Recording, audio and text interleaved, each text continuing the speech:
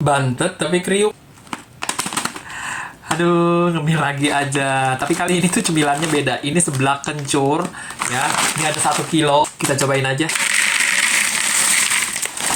Bismillahirrahmanirrahim.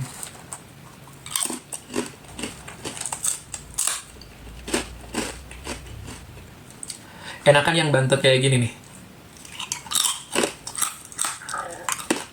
Bantet tapi kriuk. Ini yang bikinnya bisaan, pedasnya pas, daun jeruknya berasa, kencurnya juga berasa. Pokoknya mantul deh.